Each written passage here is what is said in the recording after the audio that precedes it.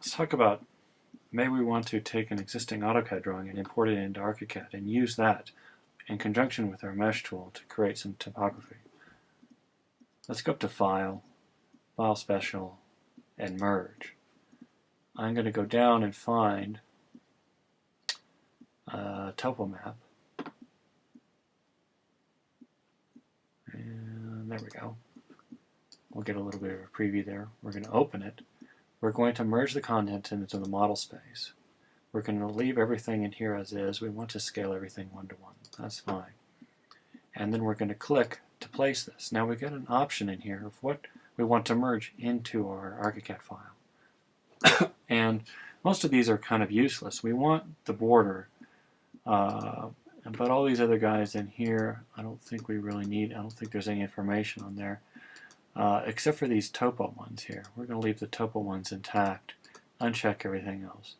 Now if you're unfamiliar with your source file, then perhaps you want to leave all these checked, and you could later on go in and check what you'd need to, or uncheck I should say.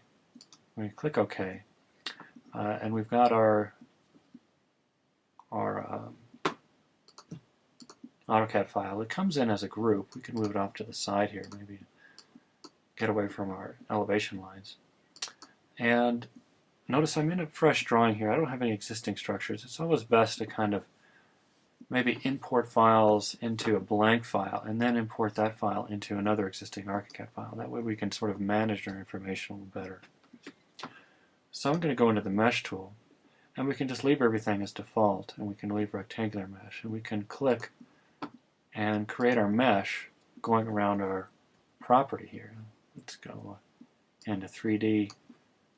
Let's see what we got. We just got basically a big football field. And once we have established the boundaries of our mesh, remember we can select our mesh tool, go back into the mesh tool itself, and go about magic wand in these lines in here. And I'm just going to click a bunch of these, holding down the spacebar for our magic wand.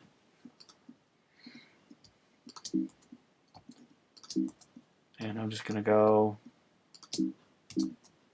on and on. And I'm not going to get all of them. I'll get quite a few of them.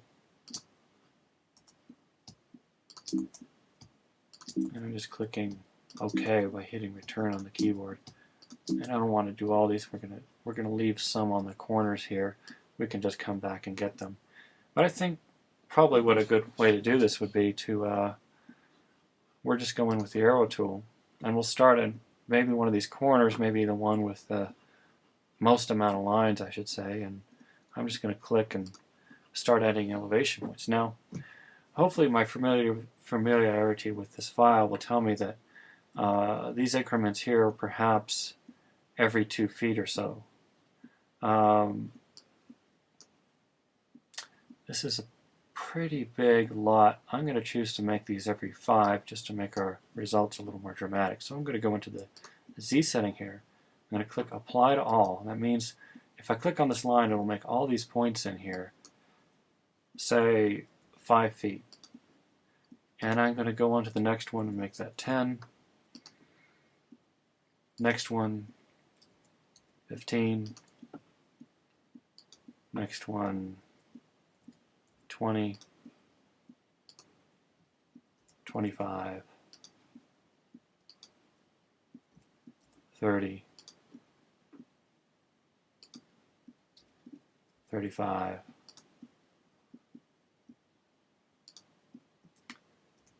40. 45. 50. And 55, actually. So these, we haven't done these points over here, and it's easy to get confused, but we can easily say, okay, these points right here are 35. These points right here should be 30, because we're going downhill. These should be 25 and 20, so on and so on. And you just move around your drawing, filling in all the blanks. And in 3D, you can see we're starting to end up with a great deal of our site here. You can see over here, we haven't finished this part right here, but for the most part, our site is beginning to reveal itself. So the steps again were we imported the AutoCAD file, we outlined it with the mesh tool, we selected the mesh with the arrow tool, we went back into the mesh tool and started magic wanding all these points in here. We then came back, perhaps even with the arrow tool, and then started clicking on these points in here, applying to all the elevations that we thought that they were.